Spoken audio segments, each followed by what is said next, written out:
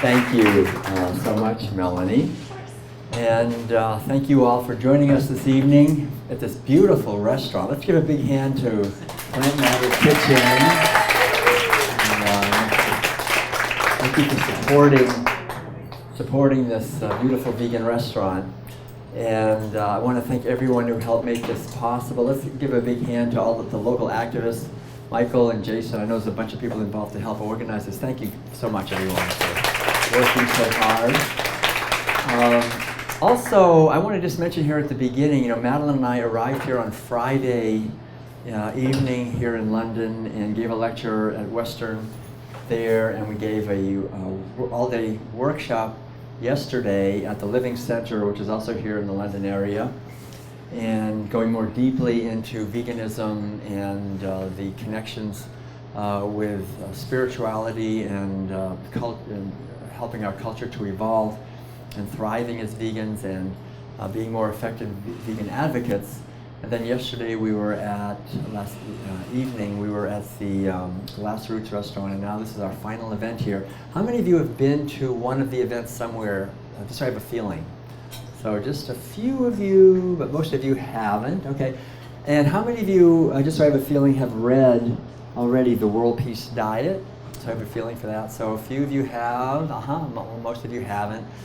Okay, great. So what I'd like to do is talk about some of these ideas, the central ideas, and then open it up for questions.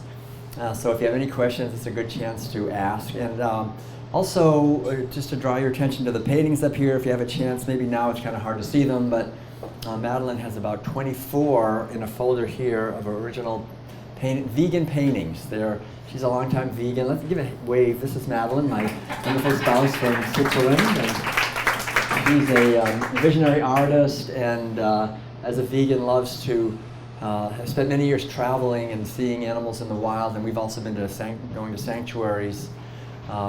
Actually here, we've been to Cedar Row and in Toronto, and a lot of them in the States and in Europe, in Australia, all over the world actually, the sanctuary movement. And so her paintings are basically an expression of her vegan living, of compassion for animals, and to help us see their essence and see them as beings, not as things. So a lot of people like to have these just to help their friends when they come over and see the painting and go vegan. You don't have to say anything, just see the painting. And we've had people do that actually, look into the eyes of Fiona the pig and say, I can't do that anymore. But I also wanted to mention that at the Living Center here in London, there's two wonderful people. Do you want to say something maybe? I think maybe I just found out a few minutes ago that they're planning now to start in 2 weeks a World Peace Diet study group. So if you want to just go deeply into this together in a study group session, and explore the issues in a supportive framework. And they have a beautiful center that is a food forest with literally thousands of trees, medicinal and fruit trees, and growing a lot of food. And it's really, from my point of view, a healing ministry of deepening our connection with not only with the beauty of nature and animals and plants, but also to bring the vegan message and vegan agriculture as well. So, do you want to say a couple of words? Just, I think it might be nice, just briefly, and then see, this is Lorena and Chantry. This is Chantry right here, and they're wonderful people. Yeah. Thank you. Well, after particularly listening to your talk on Friday night and having Will and Madeline with us yesterday, it was clear to Chandra and I that we wanted to provide a space to be able to explore this book. Because this book isn't just about changing your diet, as we'll go into. It's about just how we got here as a culture. It's very deep and covers an enormous amount of information that we both feel is very vital to understand the deep levels for those changes and transformations to happen in us. So we're going to be starting it's a study group starting on the 26th. It'll be Monday nights We're just south of Atlanta. We live out in the country. And so I know some of you, if you want to come, may want to find a carpool. It'll be from 6:30 till 9 o'clock. So we really have a good chunk of time to explore. So it won't be all talking. So we're going to spend probably the first hour in conversation. Then we really want to take it into experiential processes. Like some of the things that you even mentioned today, this afternoon. Speaking about different chapters from the perspective of different beings, our ancestors, future beings, animals, just really exploring what all of this means to us. And we also want to provide a space, because there aren't spaces where we can really express the depths of sadness and pain that's in our own hearts relative to what's happening on the planet. And we've been working with a particular context that was born from our work with a woman named Joanna Macy.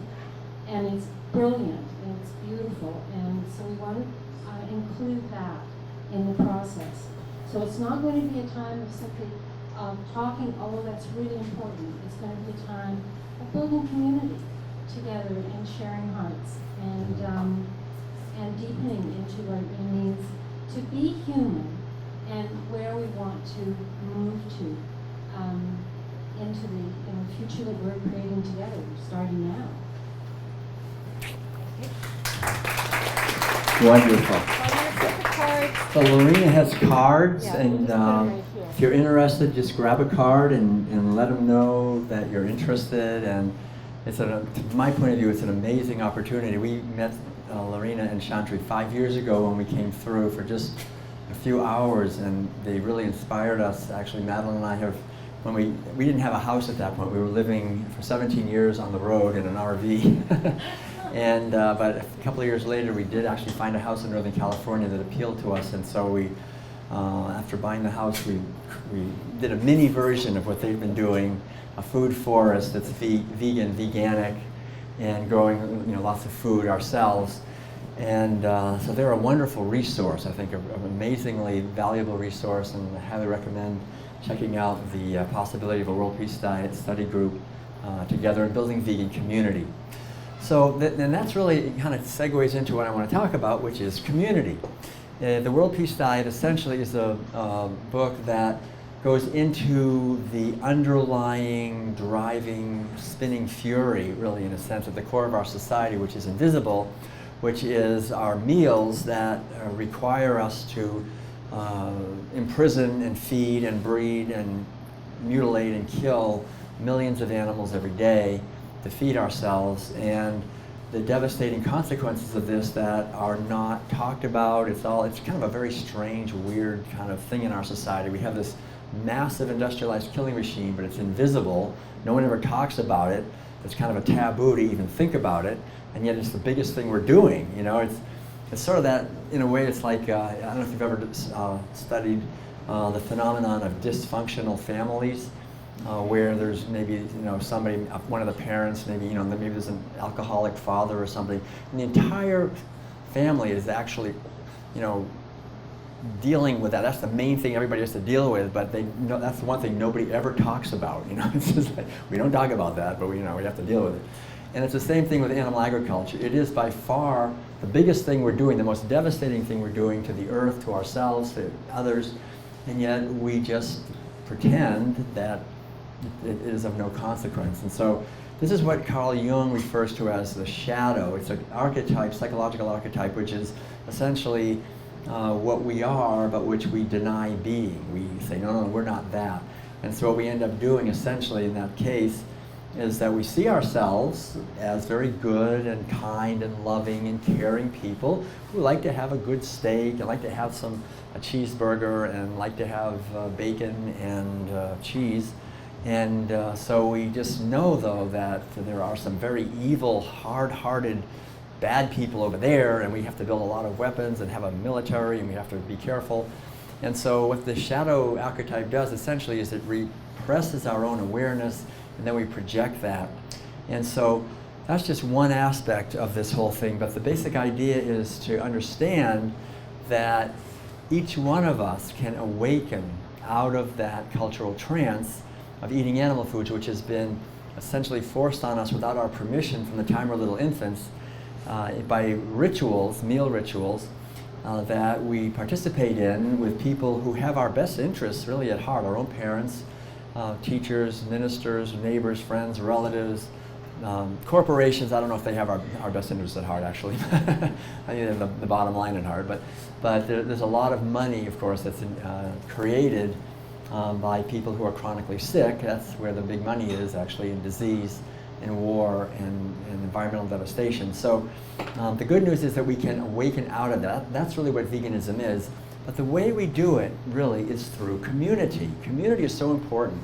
And one of the main points that I discovered early, it took me a while, actually, to figure these things out. I've been a vegan now for 36 years, but it was many years of activism and trying to spread the vegan message and doing protests and demonstrations and all kinds of teach-ins and everything I could think of, and gradually realizing that we need to, if we're going to have an effective movement to advocate for veganism, we've got to mature as human beings and as vegans and work to have the vegan movement also mature in a sense that we're embodying vegan values and creating communities of kindness and compassion that are inviting and inclusive. And to get off our high horse like we're better than everybody else because we're vegan and we got to change everybody because they're ridiculous and they don't know any better. That's understandable in the beginning when we, in the first few, the beginning stages of veganism. But the basic idea, I think, is to really explore the power of community. So I'm really delighted that there's this vegan, such a strong vegan community here in London, and that it's growing. And the underlying idea is that the only reason anyone eats animal foods is because of the communities we're raised in, right? No one can argue this point. I mean, this is something that's patently obvious. We're products of our culture. So the only reason we eat animal foods is because we're following orders that were essentially injected into us from the time we're little infants through rituals. Anthropologists understand that the primary way that any society transmits its values from generation to generation is through rituals. Should I do it a little bit louder? I can hold it closer too. Okay, I'll do that. And ooh. All right, here we go. The voice of God, here it comes. Thunder and brimstone. So, no, but the basic idea is that the only reason, God, that guy is so loud, that we're eating animal foods is because of these rituals. And anthropologists understand that the primary way that any society transmits its values from generation to generation is through rituals. So, and the main rituals in any society are the meals, when people get together and eat animal foods. So this adventure of a human life, we're all on an adventure here, and the adventure of a human life, essentially, from my point of view, is an adventure of discovery and awakening, and then learning how we can contribute in some way to our society and to create some kind of a context to bless the world and to leave a world for our children that's better than what we have. And Gandhi talked about this basic idea that we can never, ever have a positive social transformation without a positive personal transformation, that this is really the foundation. So I can, in a sense, try to change other people, but I don't really recommend that. I think the main thing we can do is change ourselves. If we can really deepen our own understanding, then we can help transform other people. But it's really through creating communities, I think, of sanity and justice. And this right now is a vegan community. Right here. It's only for a couple hours while we're together, but actually this restaurant, from my point of view, is a vegan community. Anyone can come in here and be guaranteed to get healthy vegan food. So that's a beautiful, powerful resource here in London. And there are many types of vegan communities. There are, besides vegan restaurants, there's vegan meetup groups, there are vegan online groups. There's lots of ways we can create vegan community. And I was fortunate to be able to actually live in 2 different vegan communities when I was younger. And that's the only reason I stopped eating animal foods. It was because of community. So the point is that the only reason any one of us eats animal foods is because of the communities we're raised in. The only reason we ever eat dairy products, of course, is because of communities we're raised in. We would never figure that out on our own. To somehow eat what Dr. Michael Clapper calls bovine growth fluid. We're not little calves, and we're certainly not designed to eat the milk of a bovine. And it's devastating to our health, and it's certainly devastating to the poor cows. But this is something we're doing because we're essentially products of our communities. And so if we can, as I say, create alternative communities. So for myself, I remember being a little kid growing up in Massachusetts back in the 1950s. And I remember eating the usual meals that everybody eats, lots of meat, dairy products, and eggs, and never questioning it. I remember talking to my mother at one point and saying, Mom, when I was maybe 7 years old, the kind of food we're eating, is this what everybody eats? And she just said, absolutely, this is what everybody eats. This is what we human beings eat. It's what we're eating. It's basically, this is what humans eat. And I said, great, I was just wondering. And then she came back a little later and she said, actually, I wasn't right. I mean, there are vegetarians. And I said, veggie-whats? I never heard that word before. And then she said, vegetarians, but don't worry, you'll never meet one. She said, they're not. And she said, I'm a lot older than you are, and I've never met one. I don't know where they get their protein. And so I understood that these are hypothetical people. They sort of potentially exist in some universe somewhere, but certainly not here on Earth where human beings need protein. So that was basically the end of it. I never heard the word again. My mother never had to say another word. I never in any way was confronted by any vegetarians. And I remember growing up in this culture where when I was a little kid, just briefly, I remember maybe about 13 or 14, a young teenager, going away to the summer camp in Vermont where there was all these beautiful animals and it was nestled in the Green Mountains and nothing bad could ever happen. But I remember at one point learning to catch my own chicken and how to put her down on this board that had 2 nails in it and how to have my axe and cut her head off, and then after she expired and bleeding everywhere, and then put her through a scalding tank and then eat the chickens, right? So I had no problem doing that. I was a tough 13-year-old kid, and I knew beyond the shadow of a doubt after 13 years of the most intense indoctrination a human being can go through that God gave us these animals to eat and they don't have a soul, and we are so far superior to them that whatever we do to them doesn't matter because they're just chickens. And also, if you don't eat them, you will definitely die within 24 hours of a protein deficiency. So that kind of seals the deal, right? Anyway, you have to do it. That's the way God wants you to do it. This is what every great, Jesus wants you to do it. I mean, this is the whole thing. So that's what I thought, and so I didn't have any problem with it. I was completely indoctrinated. And even when we gathered around a dairy cow a couple of weeks later who wasn't giving enough milk and, pulled the trigger, and 3 times it took actually before she finally collapsed on the floor of the barn dead with urine and feces gushing everywhere, and then he cut her throat, and it was an amazingly gruesome act. But that's basically what happens on every dairy, organic or not. The animals, as soon as they hit about 4 to 5 years old, even though they would naturally live 25 years, they're brutally killed. And that's what dairy is. It's the impregnating them against their will on a rape rack over and over again, so they're pregnant and lactating simultaneously, which breaks down the health of any female mammal very quickly, so that by the time they're just still children, I mean only 5 years old, they are worn out and killed. And all their babies will be killed except for one who will be a slave on the dairy. To follow in the footsteps of her mother and have the same thing done to her, massive sexual abuse. And so I saw all that as a 13-year-old kid, and the guy who ran the dairy told us that we can't get milk money out of her, or can't get any milk, so we're going to use it for meat. So that made sense to me because I was completely indoctrinated, and I went right along with it. Sure, it sounds good.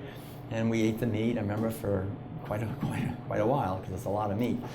And so luckily, I went away to college in Maine in the early 70s. I heard that there were a few vegetarians on campus, but like my mother said, I never actually met one of these people that said they were vegetarian. But a few years, as soon as I graduated, I left home, my brother and I, and we ended up trying to get to California. We got as far as Tennessee, and we ended up for a few weeks in a community in Tennessee called The Farm. And The Farm in 1975 was actually the largest hippie commune in the world. what a place, I'm telling you. It was really interesting. And they were pretty much all from California, so we kind of thought, well, they met us in the middle here. But the thing was, there was 900 people, and about 200 of them were kids, and they were all vegans. This whole community, 900 people were vegans. The kids were basically vegan from birth. No one ever used the word vegan. I need a drink, actually. Do we have any water? Thanks. No one used the word vegan because no one heard of the word vegan in 1975. It was a completely unknown word. But they said we're vegetarians. But there was no meat, no dairy, no eggs, and no honey. I mean, it was really a vegan place. And so I learned there from these people that, number one, nobody was dying of a protein deficiency or a calcium deficiency or any other deficiency. You know, people were doing great. Kids were thriving. They had enormous energy. They were, you know, really doing fantastic things. I won't go into it, but it was very, very impressive. And I asked the guy there, you know, so why are you guys vegetarians? And he told me, well, there's two main reasons. One is most of the grain we're growing, instead of feeding it to animals, we're feeding it excuse me, instead of feeding it to people, we're feeding it to animals. All people are starving to death. And we want to create a world where there's enough food for everyone, which is possible because we're growing plenty of food to feed everyone. So we're eating lower on the food chain so that there is enough for everyone. And I said, that's such a great idea. What's the other reason? He said, do you know what the animals go through that people are eating? Do you know what they endure? Have you ever looked and seen what happens in a slaughterhouse or anything like that? And I said, oh no, don't talk to me about that. I don't want to hear about it. And he said, well, the animals suffer terribly. And he talked a little bit. It was only for less than a minute probably, but he just talked a little bit about the routine mutilations that animals endure, the castration without anesthesia, and all the different ways, you know, the way the beaks are chopped off and the tails and teeth and everything else. And so it was like when he said all that and talked about the intense suffering these poor animals before they're actually killed in the worst possible way, which is to die by bleeding to death. That's what they have to do because we don't want to eat, as human beings, we won't eat soggy meat. So you can't just kill an animal somehow and then come back later and cut her up. No, the meat would be soggy. So you have to hang them upside down by one leg or two legs and then cut their throats, and then the heart is still beating because they're still totally alive and conscious a lot of the time. They're supposed to be rendered unconscious, but a lot of times it doesn't work. And for birds, they don't even have rules about that. So anyway, so they die by bleeding out, and so this is extremely painful, probably the worst possible way to be killed. And so we don't have soggy meat, right? That's the rationale. And so anyway, I learned all that from this fellow, but the great thing was that I had a context now, a new context, because every day, breakfast, lunch, and dinner, we would eat together. You know, 900 people. There was several different places where we would make food and eat it, and it was totally vegan, right? It was a vegan community, and it was meals of vegetables and grains, and so that was it. I never ate meat again in my life since that day. That guy said that in 1975. What's that? I don't know, 41 years ago. And then I a few years later got out to, all right, and then I found out that the same time in Switzerland, this young Swiss artist in 1975 also decided never to eat again in her life, the same month and year. And then years later we met, and that's Madeline. So it's been such a great, wonderful, synchronistic journey. But a few years later, I got out to California. I was living there. I learned about the cruelty to dairy cows and hens, so I became a vegan. And then a few years later, I shaved my head. I was living in these meditation centers, and so I was living in Sangwon-sa Zen Monastery in Korea. And I realized that I was living for the second time in my life in a vegan community. But in this case, they'd been practicing this for 750 years. And so I understood more deeply that veganism is not a newfangled idea. It's an ancient wisdom tradition that goes back thousands of years. And it's an integral part of the wisdom traditions on this earth, that people have understood this actually for thousands of years, that if we want to create a world of peace and harmony and health and justice, that how we treat other beings matters, that we should minimize violence to other beings, that other beings have interests that are as important to them as my interests are to me, that animals, other animals, are as sentient as we are, essentially. How many of you have a dog or a cat at some point in your life? Right, so you understand what I'm saying, right? There's someone behind those eyes looking out, and her interests are as important to her as my interests are to me, and her suffering is as significant to her as my suffering is to me. So how can I possibly say, well, I don't care about you, I'm just going to use you, I'm going to stab and kill you? I've been, I was a Zen monk in Korea, I've been to the markets in Seoul where dogs and cats are in cages and they're eating them, and they look at Americans like we're barbarians because we're eating cows. It's a matter of indoctrination, essentially. And so for me, it was just wonderful to be in this community where there was no meat, no dairy, no eggs, no wool, no silk, no leather, no fur, no animal abuse of any kind for 750 years, and realize that this is an expression of ahimsa. Do you know that word, ahimsa? Anyone? Yeah? It's an ancient Sanskrit word that means non-violence.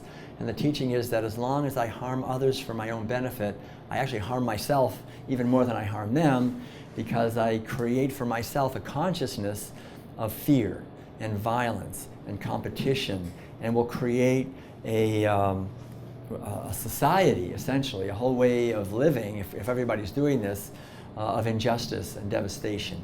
And that's exactly what's happened, basically. We've been born into a culture where we've been forced as little kids to basically go along with a culture of relentless and routine abuse and violence towards animals and ecosystems, and not just animals, but we have to understand it's the feminine, it's female animals and their uteruses and mammograms. I mean, it's really about violence towards the reproductive cycles of animals and their organs.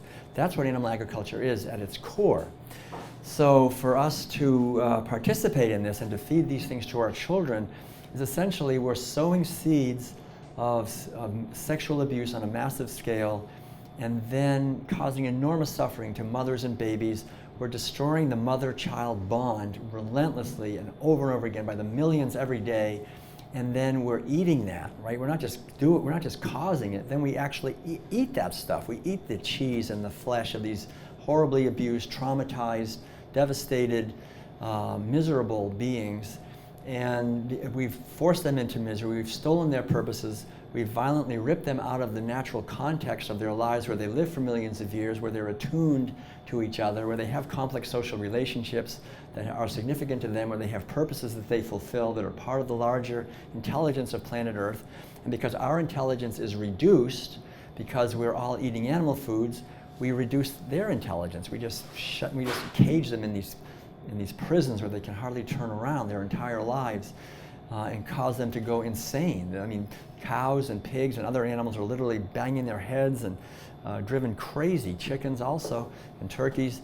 So we're causing insanity, and why are we doing this? How can we tolerate living in a culture that's doing this on a massive scale and acting like everything's fine? And then if we're vegans, we're the strange ones, right? We're the oddballs because we're questioning this. I have this new saying I really love. We're vegans and we're odd. No, we're vegans, we're not odd, and we're not strange, we're just from the future. If we're going to have a future, actually, that means, really, if we're going to have a future, it will be vegan. And I think it's become obvious to everyone that with the technology that we have and with the escalating human population that we have, to continue the kind of mentality of violence that animal agriculture requires is complete, not only suicide, but ecocide and the devastation of all other species. And we're right now in the middle, and this is well understood, of the largest mass extinction of species and loss of genetic diversity in 65 million years, driven by one thing: people, human beings, taking out our wallets. I can't get my wallet because I have this microphone thing on, but it's here anyway. Here it is. And voting for animal foods, because when we vote for animal foods, we're paying someone somewhere to stab animals, and someone somewhere to cut down rainforests to grow soybeans to feed to imprisoned pigs, cows, and chickens and fishes, and someone somewhere to overfish the oceans, and someone somewhere to suck the aquifers dry and pollute the water and basically devastate our ecosystems, devastate the climate, devastate the lives of workers. We have to understand that the workers who have to do the work of imprisoning animals and electroshocking them and kicking them and stabbing them have the highest rates of injuries and have the highest rates of suicide and drug addiction and alcoholism and spousal abuse. So we're causing violence to workers. It's webs of trauma, essentially, that are radiating into our society from animal agriculture. Wildlife are having their habitats destroyed. They're being attacked by animal agriculture and by governmental agencies that kill them in order to protect cows and pigs and chickens and other animals, especially now that we have this so-called free-range, grass-fed, ridiculous movement. I mean, that is causing much more devastation, not only to climate stability, because these animals are actually more inefficient in terms of the use of feed and causing more methane and nitrous oxide, which are devastating the climate, which is a really serious issue today. But also coyotes and bears and bobcats and mountain lions and prairie dogs and all these animals that would like to live their lives are targeted now and killed because they may interfere with the animals that we have inside our electrified fences that we can sell for twice the price because it's grass-fed and free range. So it's even a bigger war against nature. So you really have to understand that animal agriculture is nothing but trauma. It's violence and trauma to other living beings and to ourselves, and it's completely unnecessary. There are no nutrients that somehow we have to enslave and brutally kill animals for. We can, here I am. I mean, I'm not dying of a protein deficiency. I've been 36 years, I've been a vegan. and there's millions like me, there's millions of people that are thriving as vegans. That has nothing to do with your blood type or your hair color or your shoe size or whatever else people think matters. I mean, we have basically the same physiology, and it's designed to thrive on plant-based foods. And there's a whole chapter actually in the World Peace Diet that kind of goes into this question of what are we designed to eat. And if we just look at for example, our dentition, the teeth we have, the shape of our teeth, the size of our teeth, the hardness of our teeth, which I should actually say the softness of our teeth because they're very soft compared to carnivores or omnivores.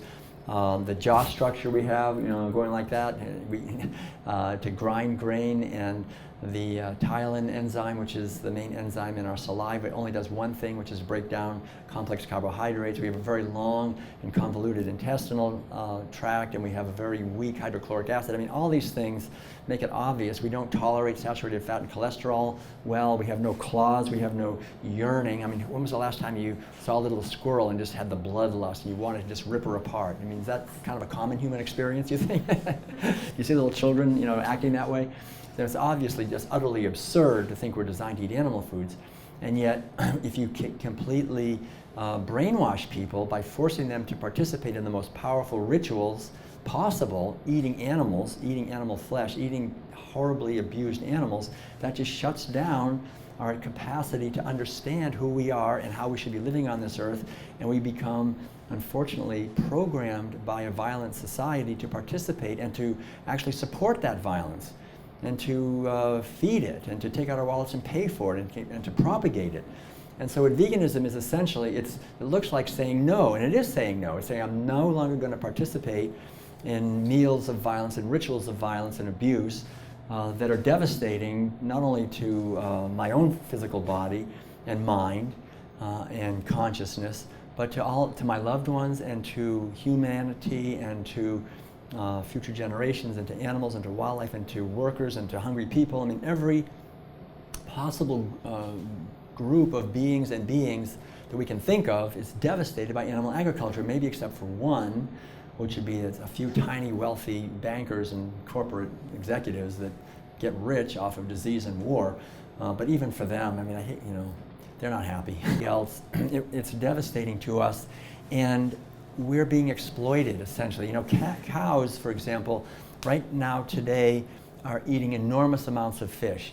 In the United States, I'm not sure what it is in Canada, but in the United States, cows actually eat more fish than human beings do.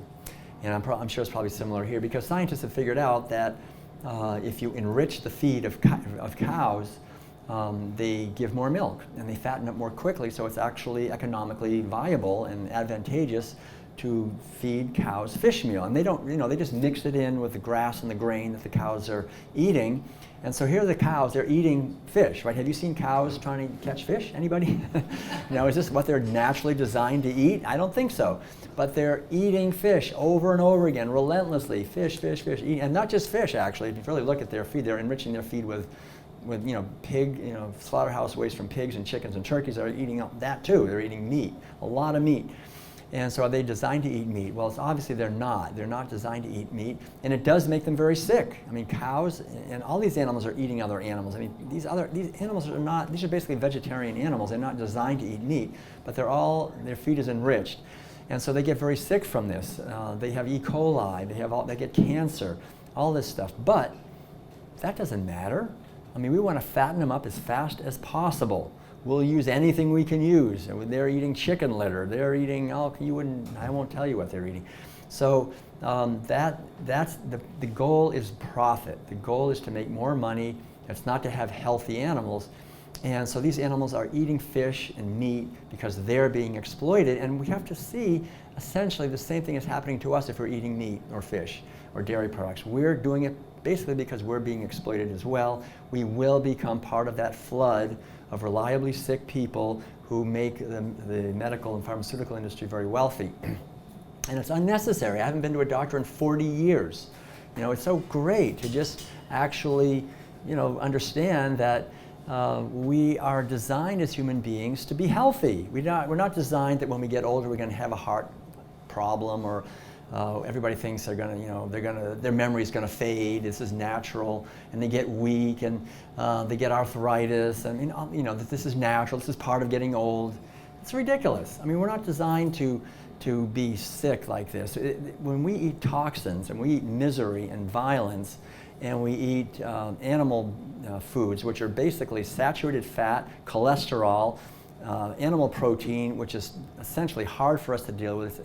It's well documented to be acid forming in our tissues and in our blood, and also inflammatory, essentially. So it leads to diabetes, to liver disease, to kidney disease, to breast, prostate, and colon cancer, to Alzheimer's and many different problems, autoimmune diseases of various kinds.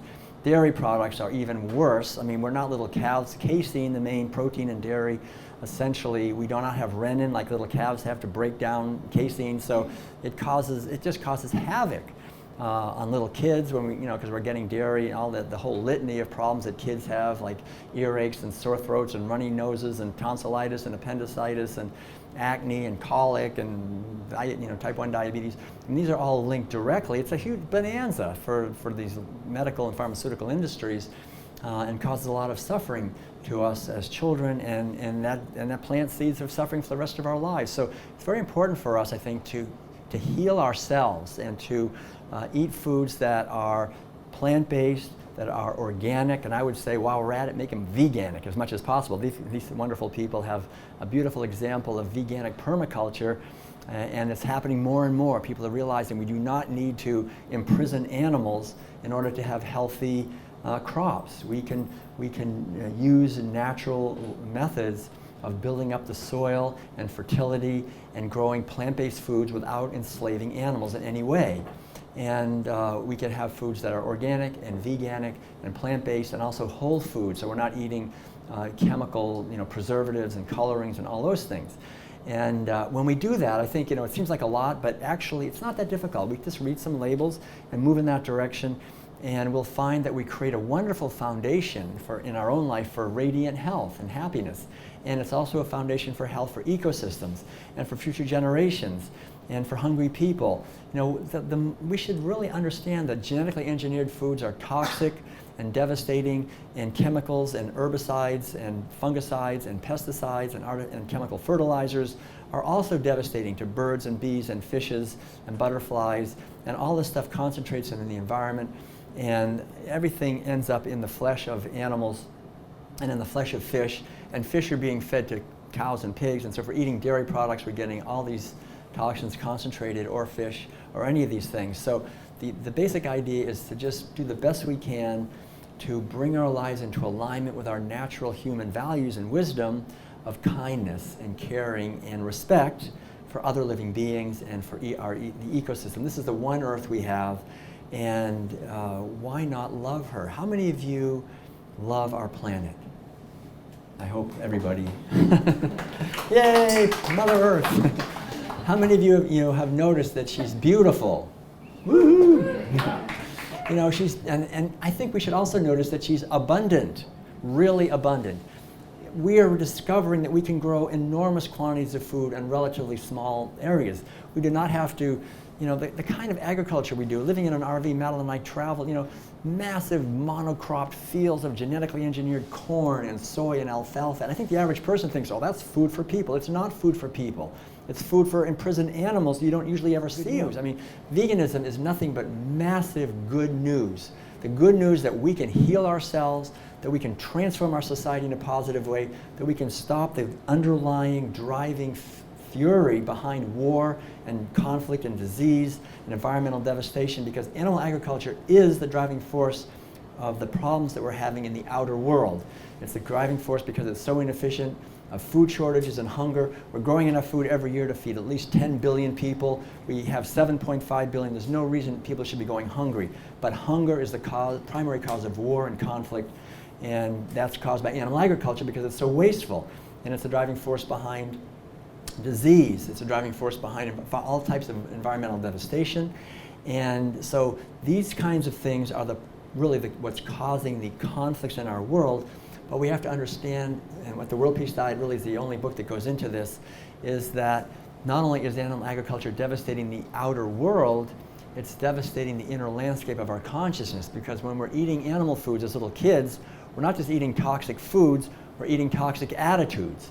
We're eating attitudes like disconnectedness. Every meal is essentially teaching us relentlessly and routinely and in a ritualized, pre-conscious way. It's just going right in and in the most powerful way possible. It's called, in education, that's called paradigmatic learning. You're learning a paradigm, a pattern, and it's invisible, and it's unquestionable. It just becomes part of our awareness.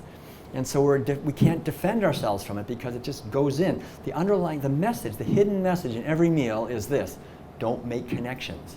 Just stay shallow, don't look deeply, don't care deeply, don't question the man behind the curtain. Don't pull back the curtain. Don't look and see what's on your plate and what it took to get it onto your plate. It's just bacon. Well, what's bacon? It's bacon. Yeah, but what is it? Bacon. Really? Yeah, it's bacon. That's all it is. It's bacon. It's like, it comes off a tree. Bacon tree. I remember when I was a kid, they actually had these ads, McDonald's had these ads that you get burgers from a burger patch. That you kind of pluck them like little strawberries or whatever. And so we don't know what we're eating. We're just taught to be disconnected.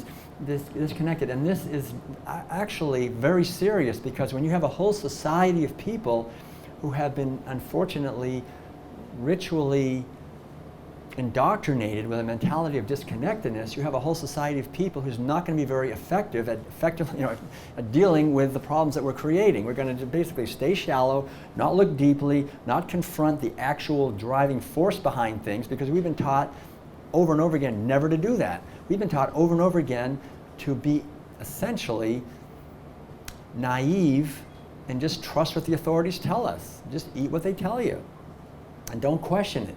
And in a sense, and we're still eating. We're still at the breast, right? We're still, as adults, eating mammary secretions, for goodness sake. Like we're infants and we never want to grow up. Just keep me at the breast. If I can't be my mother, then give me a cow.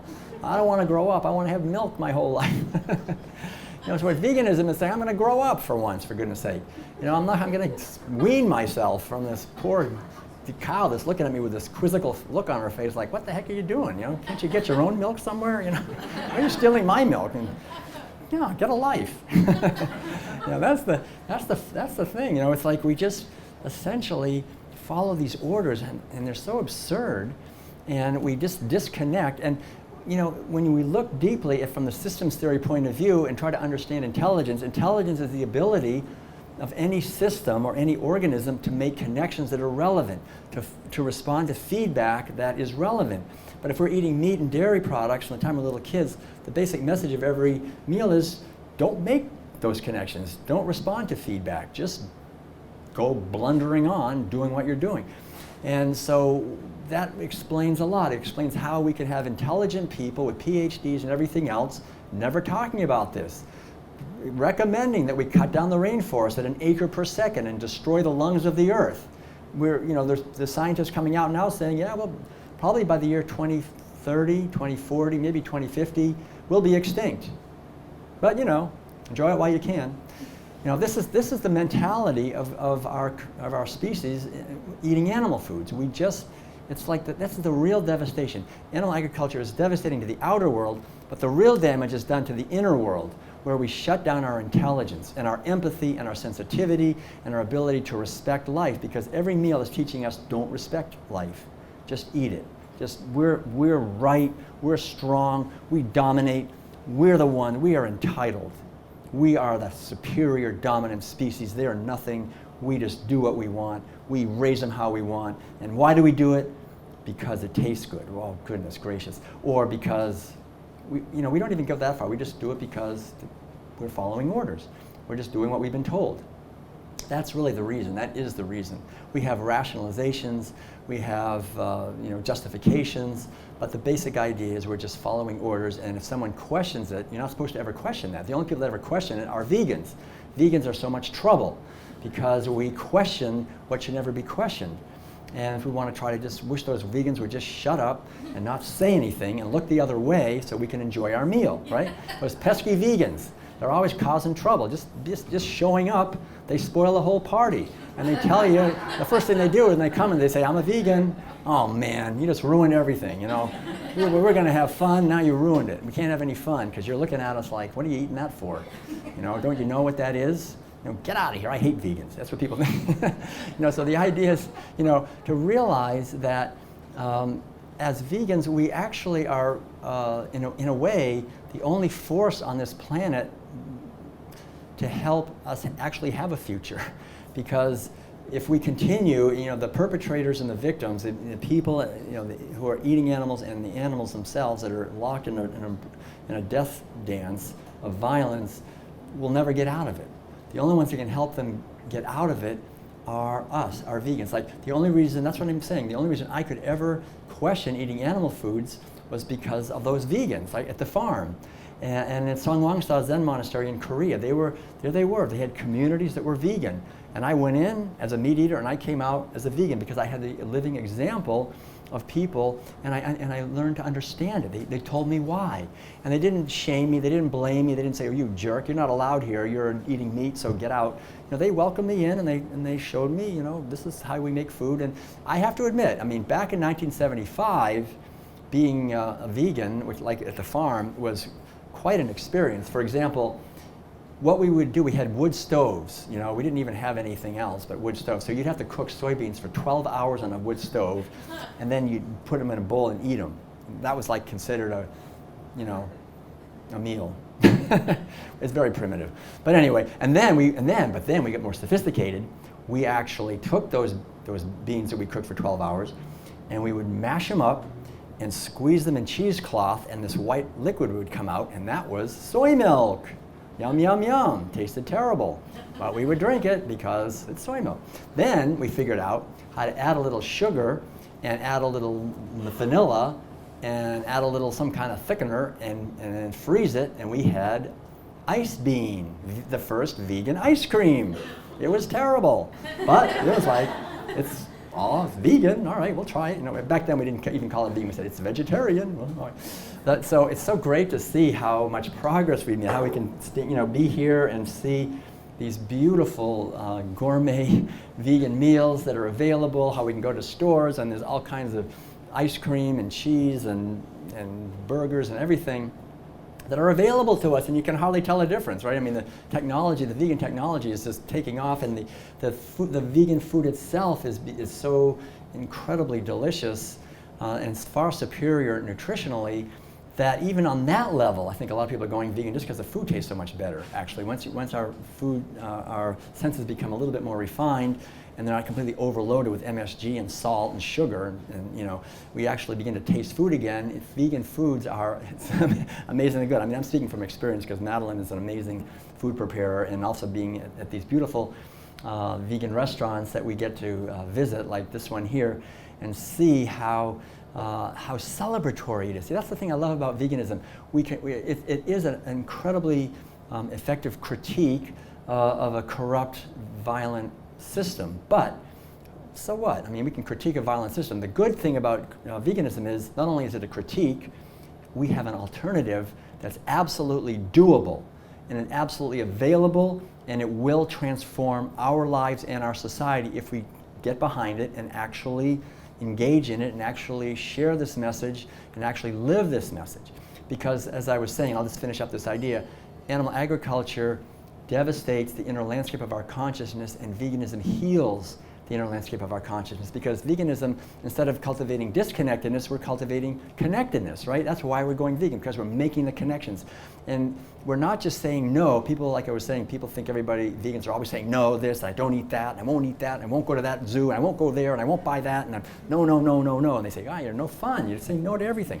But really, all those no's are actually yeses, if you think about it, right? I'm saying yes to kindness, yes to caring, yes to a future for our species and other species, and yes to taking responsibility for the ramifications of my actions, and yes to justice and so forth. So veganism is an extremely affirmative stance. It's saying the no, in a sense, against the violence and abuse of animals is really a yes to another way of living based on our true nature, which is kindness and love.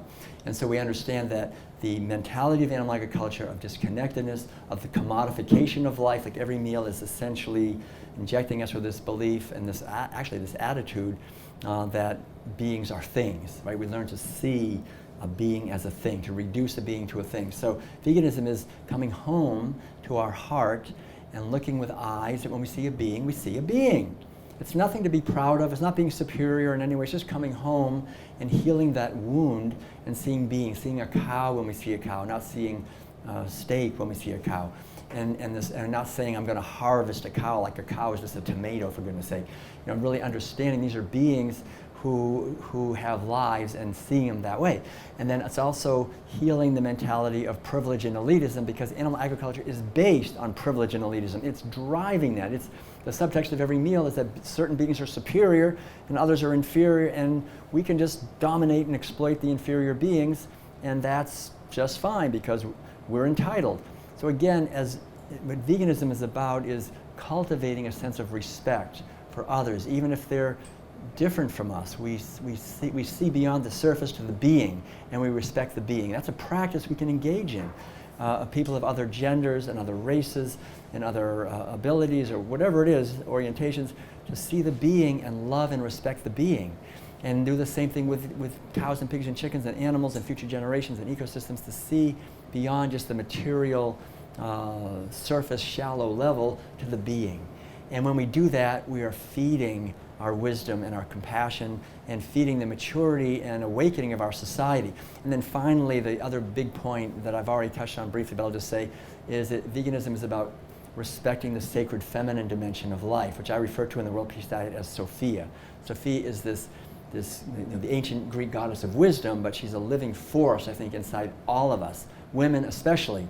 I think, when a woman gives birth to a baby, she knows that feeling of loving and protecting and nursing and nurturing and caring for this little being, even though this little being is difficult, and causing all kinds, screaming in the middle of the night and everything else, but she's just right there, loving and protecting. And that's the essential foundation of health. For us as human beings, we will not be healthy if our mother doesn't care about us as a little kid and says, well, let her scream, I don't care. I mean, that's devastating. We will not have healthy individuals, we will not have healthy families, or a healthy society, or a healthy world without the sacred feminine dimension of life to love and protect life. And men also have this capacity of loving and nurturing and protecting life. And yet animal agriculture is about one thing primarily. It's about breaking the mother-child bond every day. Right now, millions of times a day, we're breaking that bond. We're taking the piglets from the pig, we're taking the calves from the mother, we're taking the little chicks from the mother. We're just always just stealing the kids, killing the kids, raping her again, stealing the kids. It's just breaking that bond relentlessly on any animal agriculture operation, a backyard operation to a big one, it doesn't matter, that's the same thing they do. So this is not only devastating to these animals, it's devastating to us, because whatever we sow, we reap. And so as we're doing to animals, there's a whole chapter in the World Peace Diet I talk about how all of the problems that we have in our society, we are actually inflicting on animals. So if we refrain from doing that, if we could actually treat animals with kindness and respect, we would find that boomeranging back to us. You know, we force them into obesity. We have scientists, for example, that do nothing but figure out how to fatten up animals as quickly as possible, and they're very good at it. So we have special lighting schedules and feed schedules and everything else to fatten animals as quickly as possible, and what do we get? We get obese, right? We force all these animals into obesity, and we find obesity is going up and up and up. We can't seem to stop it. And the same thing with osteoporosis, with cancer. Most of the physical diseases we have, we are inflicting on animals. The cultural diseases, psychological diseases, we're inflicting on animals. So the whole idea is to respect the sacred feminine, respect mothers and their babies, let them live their lives, don't destroy them, let them live, and let them celebrate their lives in nature as they did for millions of years. And if we did that, we could allow ecosystems to heal, our bodies to heal. So the idea is to come back to an understanding that our lives matter. Our lives make a difference. Each one of us makes a huge difference. Every single one of us in this room, we make a huge difference because we're a center, a point of light. And if we choose and take out our wallet and pay for something, we're causing that to happen. And we're all eating. You know, one person every year, you know, there's various estimates, but the lowest estimate is 100 animals a year we're killing, you know, for eating animal foods. And a lot of estimates say it's more like 200 or 300. But we're killing a lot of animals if we're eating a standard Western diet. So we can also be refraining from that and voting for and contributing to and sharing and creating a healing. And we can not only do that within ourselves, we can share these ideas with other people, we can find the unique ways that we can contribute these ideas, and we can do like what we see here, we can start restaurants, we can do videos, we can paint paintings, we can make music, we can write blogs, we can share cooking recipes, we can start a sanctuary, you know, who knows, there's all kinds of things we can do. The main thing is to understand that we as individuals have enormous power, we can transform ourselves, and that is great, good news. We can do it. And as we do that, we create the possibility of communities of sanity that'll help other people also transform their lives. And as this whole thing spreads and as we reach critical mass, I think the basic thing is the more vegans there are, the more vegans there are. It's going to just keep growing, you know, and it's already, I think we're hitting the point where the momentum is hitting a point where it could grow very quickly. And we could see within just the next few years a huge uptick in the whole awareness of compassion for animals and justice for animals and for each other and the transformation of our world. I think the timing is critical. It's very important that we make an effort in this direction. So bless you all. Thank you so much for coming. I really appreciate you being here this evening. Thank you. Thank you very much.